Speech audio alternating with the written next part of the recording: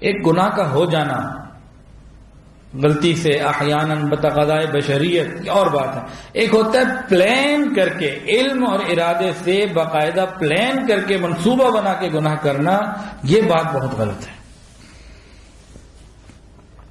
تو ایسے لوگ جو علم اور ارادے سے گناہ کرنے چھوڑ دیتے ہیں ان کی لاشیں قبروں میں محفوظ رہتی ہیں۔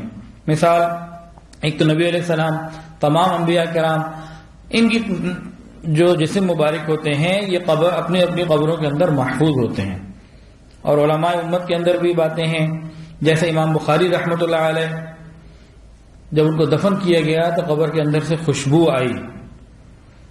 انڈیا میں ایک دفعہ طاعون کی بیماری پھیلی تو حضرت مولانا یعقوب نانوتوی رحمۃ اللہ علیہ اس میں شہید ہو گئے، ان کو دفن کیا گیا تو قبر سے خوشبو آئی۔ ہمارے ہی لاہور میں حضرت مولانا احمد علی لاہوری رحمۃ اللہ علیہ، ان کی بھی قبر سے خوشبو آئی۔ عزیز طلباء، عزیز طالبات، جب بھی ہم گناہ کرتے ہیں ہم یہ سمجھ لیں کہ ہم اس وقت اپنے اوپر نجاست کو مل رہے ہوتے ہیں۔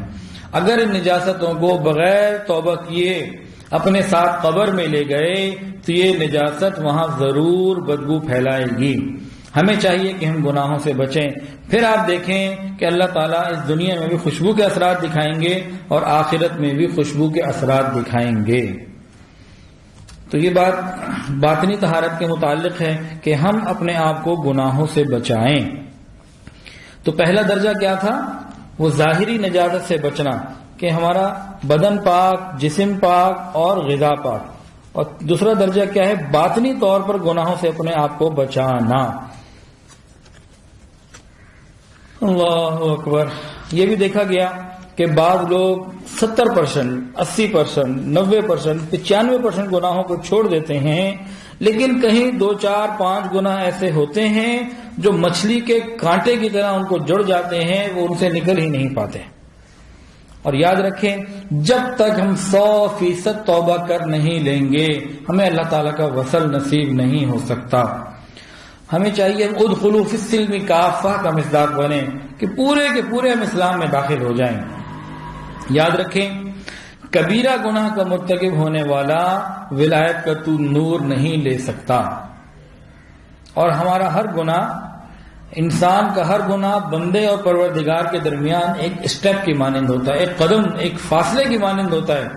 جتنے گناہوں کو ہم چھوڑتے چلے جائیں گے اتنا اللہ کا قرب حاصل کرتے چلے جائیں گے، اور 100% گناہوں کو چھوڑ دیں گے تو 100% ہم اللہ تعالیٰ کا قرب پا لیں گے۔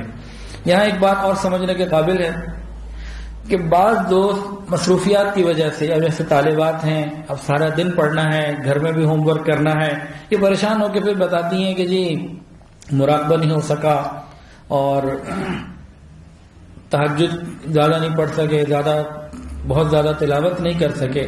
تو ان کے لیے سمجھنے کی بات یہ ہے کہ جتنا وقت یہ مدرسے میں گزارتی ہیں اور جتنا وقت یہ گھر میں ہوم ورک میں گزارتی ہیں، یہ سب کا سب ذکر میں کاؤنٹ کیا جائے گا۔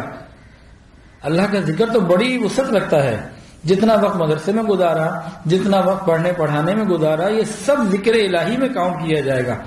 اس لیے ان کو پریشان ہونے کی ضرورت نہیں ہے کہ ہم مراقبہ زیادہ نہیں کر سکے اور ہم 2 سپارے قرآن کے روز نہیں پڑھ سکے، یہ نہیں کر سکے، بہت زیادہ نفلیں نہیں پڑھ سکے، اس پہ پریشان ہونے کی ضرورت نہیں۔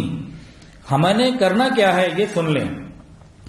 ہم نے اپنی زندگی سے اپنے جسم سے گناہوں کو نکالنا ہے۔ جس نے اپنے علم اور ارادے سے گناہ کرنے چھوڑ دیے یہ اللہ کا ولی ہو گیا۔ ان اولیاءہ الا المتقون، متقی لوگ اللہ کے ولی ہوتے ہیں۔ اور متقی کون ہوتا ہے؟ جو نافرمانی چھوڑ دے۔